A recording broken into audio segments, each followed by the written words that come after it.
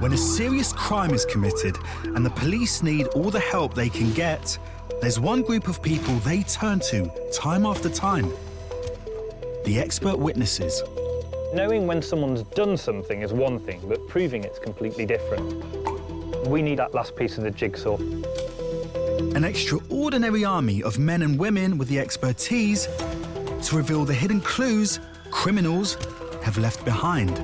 It might be a fingerprint, footwear mark, cell site analysis that can come up with that golden ticket to put that investigation on a different path.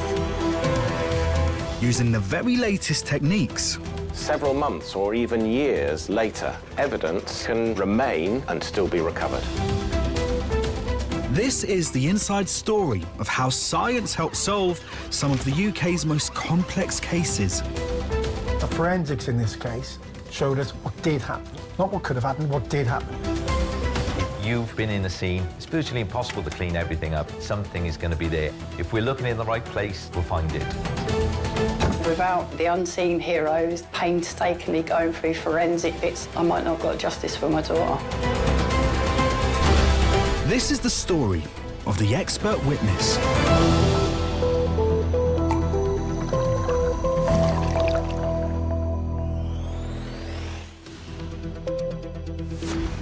Forensic facial reconstruction is the rebuilding of an individual's face directly onto their skull in the hope that they will then be identified and that will lead to an identification.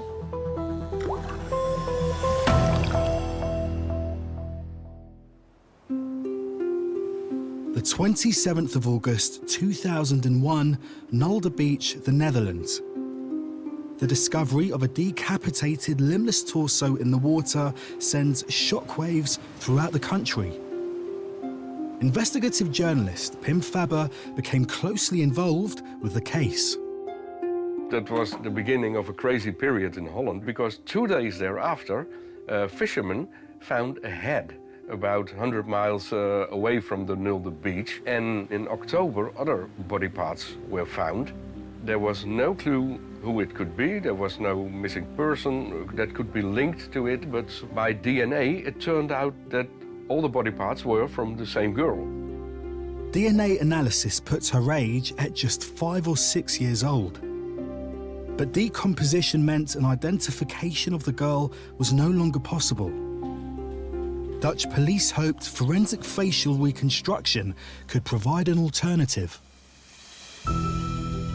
But in 2001, no one in the Netherlands was qualified to carry out such work. So detectives turned to Dr. Caroline Wilkinson, Britain's leading facial reconstruction expert.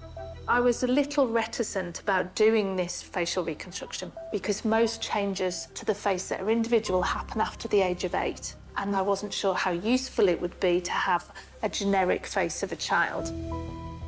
But the skull suggested that she had quite characteristic facial detail, a distinctive nose, not so upturned like most children's noses are. And then you can just see here the sockets of her upper 2 teeth with this quite large gap between the roots of her teeth, which would have led to this diastema, this gap between her front 2 teeth.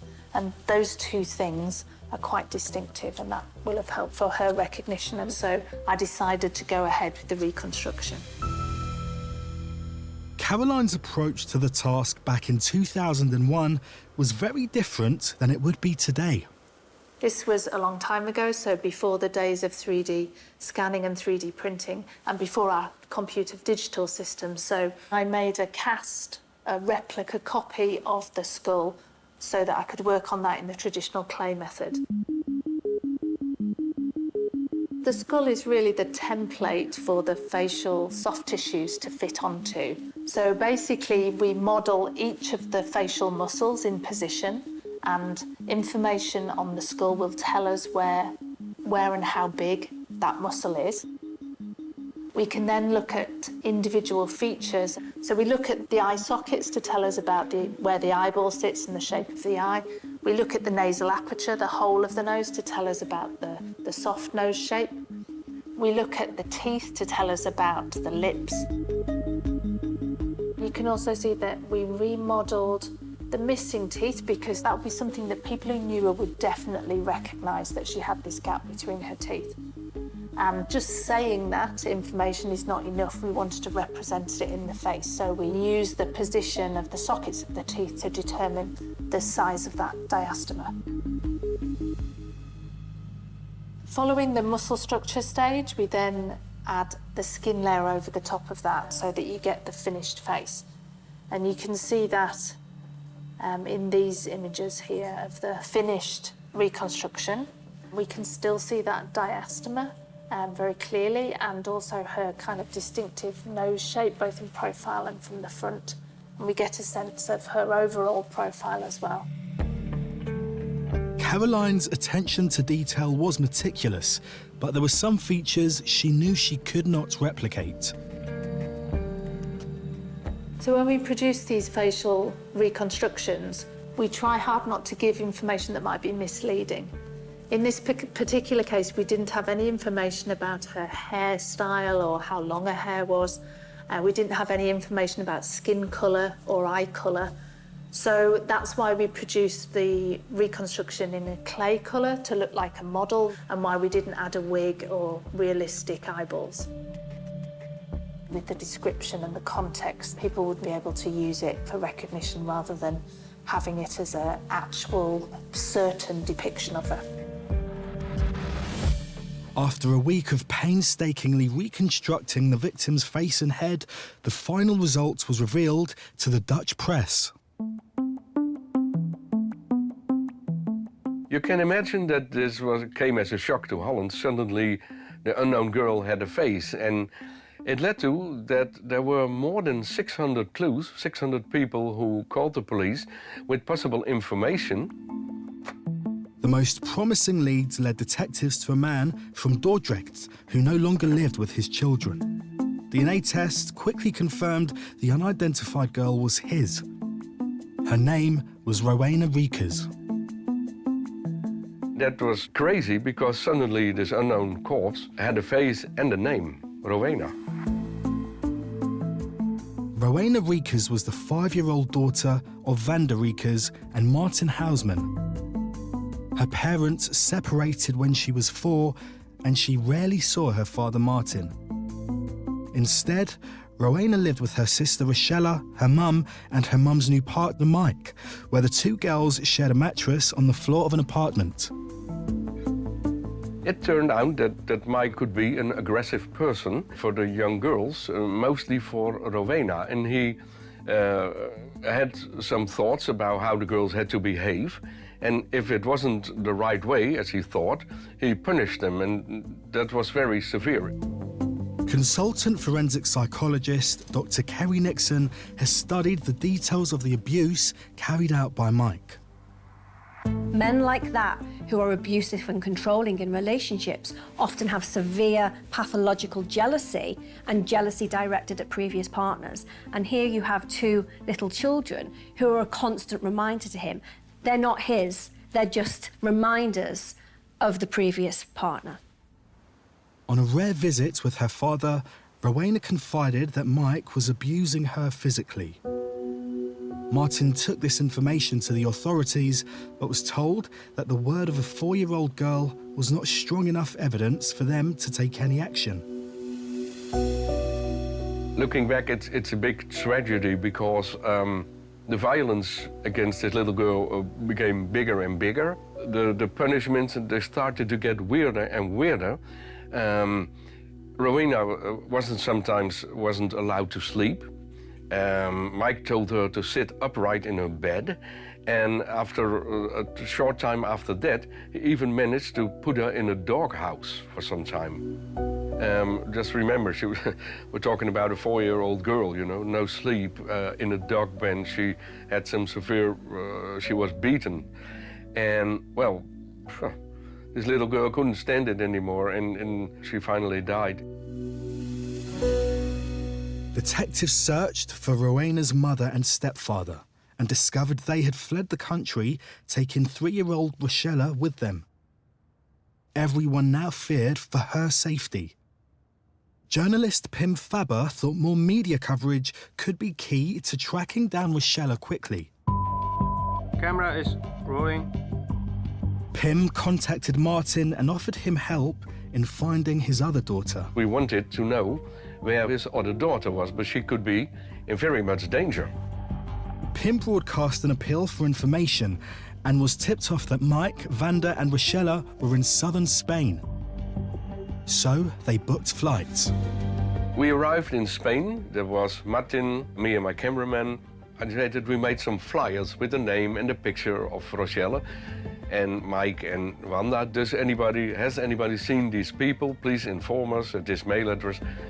And we were in the car and suddenly the telephone rings and there is this policeman on the telephone.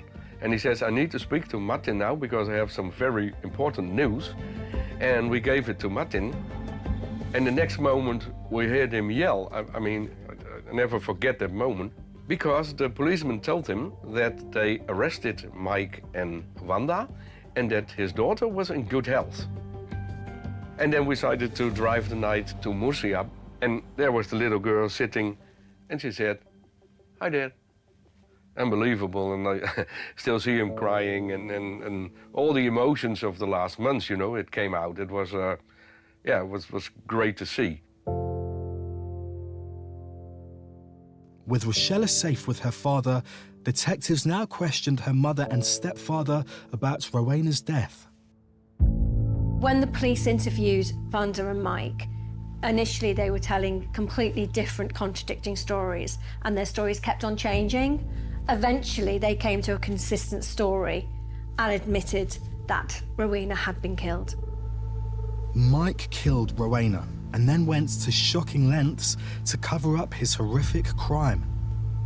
He then places different body parts in various locations around an Alder Beach area. Once he's done that, thinking that he's covered up his crime, him and Vanda and Rochelle flee to Spain. Vanda and Mike were charged with murder and faced trial in 2003. Both were convicted, but of the lesser charge of manslaughter. Mike was sentenced to 12 years in prison, Vanda to 8.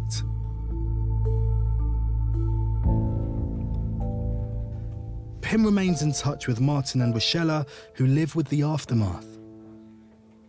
Now, 22 years later, if you talk to them, you still see that it's with them every day.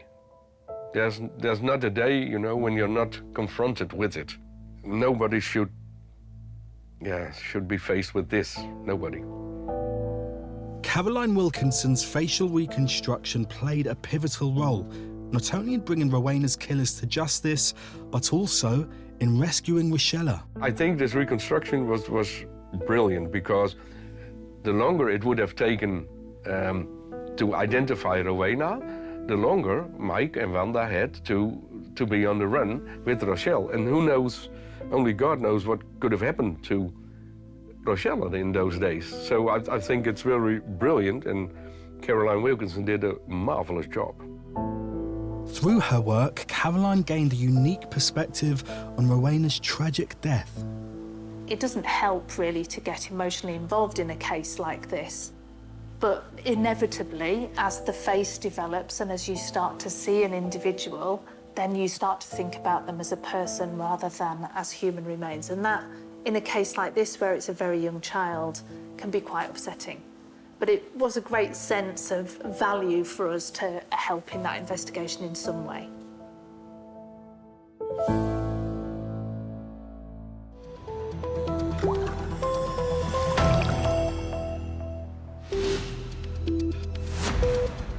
Language is special because it's about our identity. It's about who we are.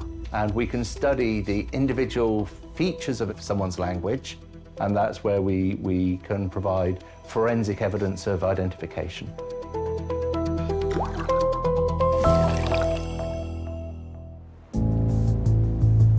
Edinburgh, January 2018, and in a busy city centre location, a park warden makes a shocking discovery: a bomb. A huge security operation was sparked in Princes Street Gardens. Bomb disposal experts were brought in to carry out a controlled explosion. The box contained the component parts of a potentially viable device, including nails and explosive powder. For local news journalist Kay Nicholson, the discovery of an explosive device was an unprecedented story. We had heard that there had been a device. We also had been sent some social media footage of the night before, which was when there was the controlled explosion. So we knew that there was some kind of item that had been found there. The police had confirmed there was a suspicious package. And that was kind of all we knew at that point. Head of counter-terrorism, Detective Superintendent Paul Granger was immediately tasked with investigating this potentially fatal device. Princess Street Gardens at the heart of Edinburgh. The main shopping street is just above us. If this device had gone off here, it would have had catastrophic impact. This is the shelter where the device was found. Obviously, it's all boarded up now, but at the time of the incident, it would have been open and it would have been regularly used by all sorts of people. It would have been a very busy spot.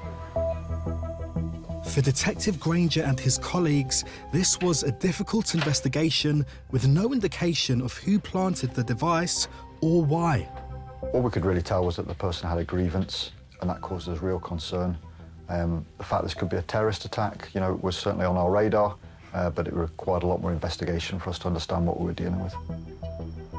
As the investigation unfolded, detectives threw up more questions than answers.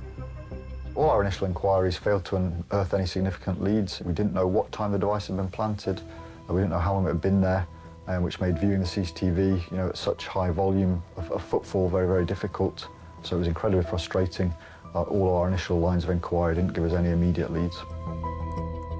Detectives searched for clues, but were given an unexpected breakthrough when an anonymous email was received containing crucial information.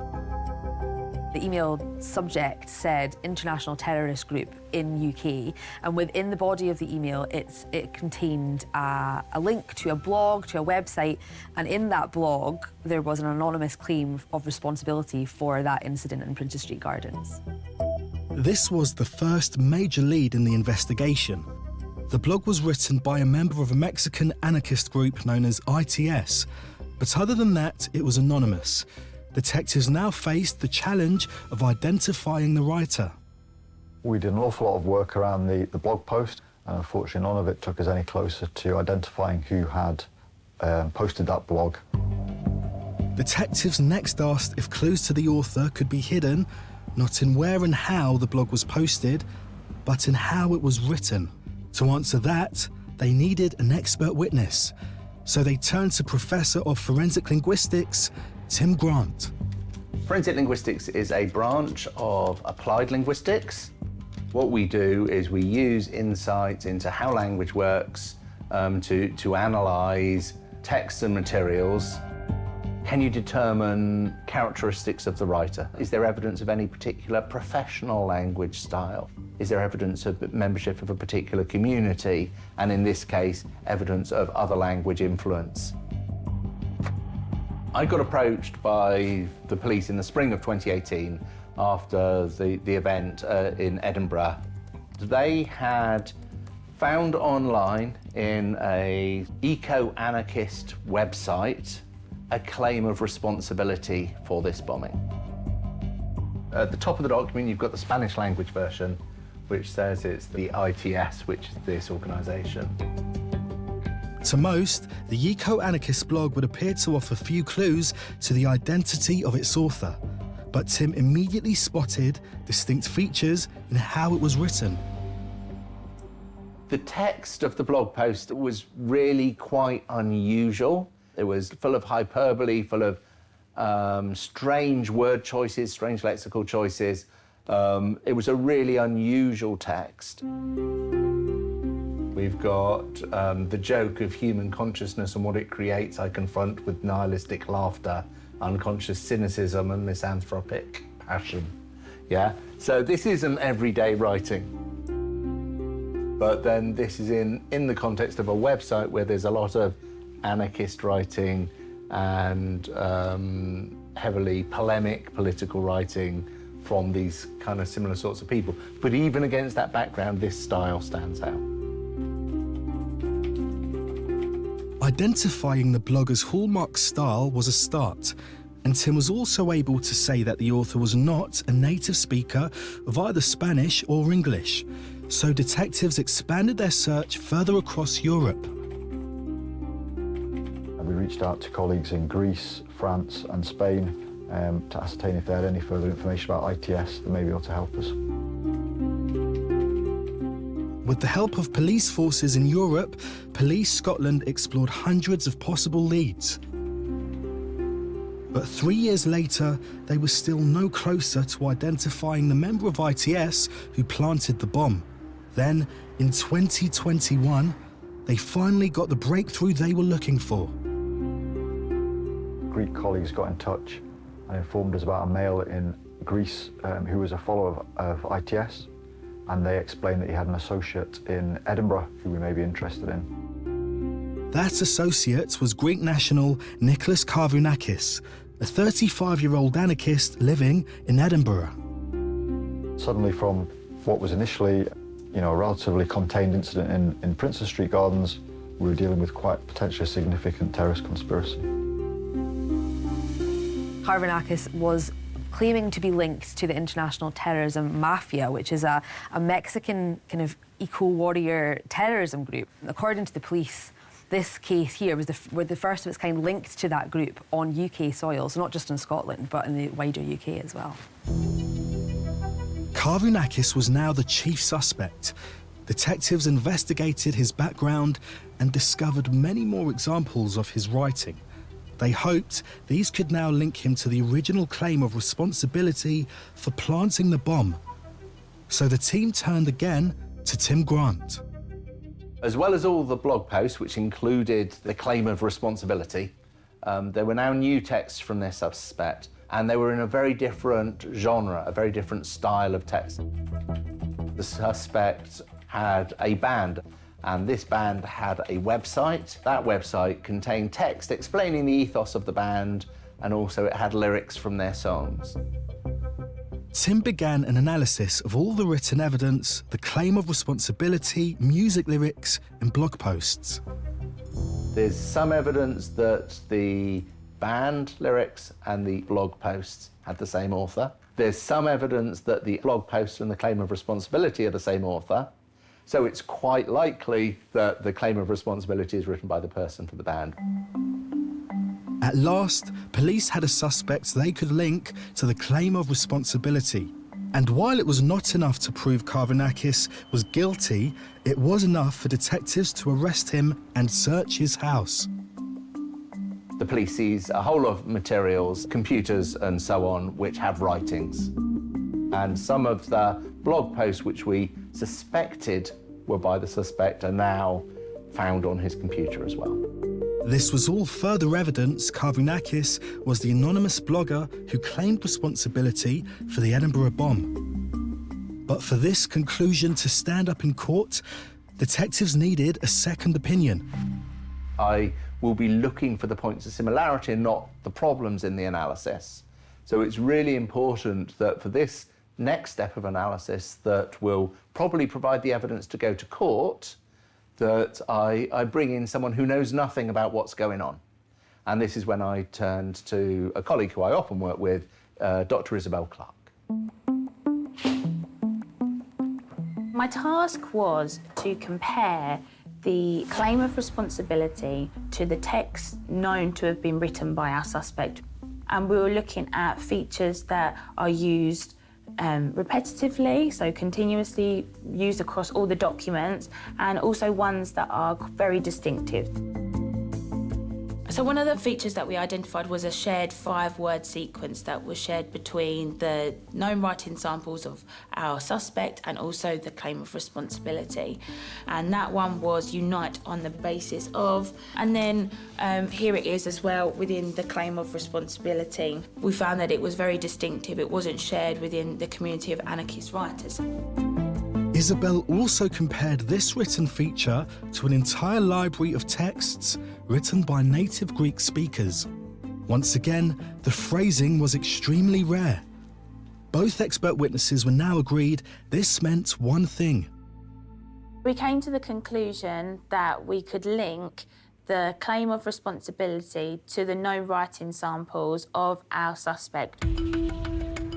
In February 2022, more than 4 years after the explosive device had been found, Nicholas Karvounakis appeared before Edinburgh High Court and pleaded guilty to the possession of items for a terrorist purpose.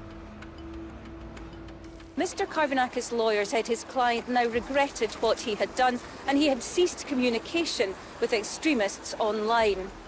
He said Mr. Karvounakis had made the device in a way that it would not go off.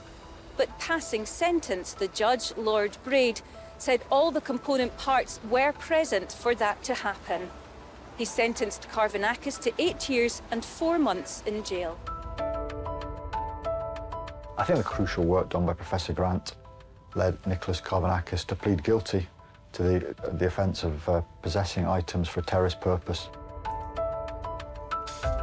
It does appear that without the linguistics research that Tim Grant did, Karvounakis might still be at large. The police really needed that as the key to bring them to their suspect. It was a really complicated investigation for Police Scotland, and they'd put together this complex wealth of evidence, including our contribution, and they'd got a successful prosecution. So that's down to Police Scotland really putting together a really tight case.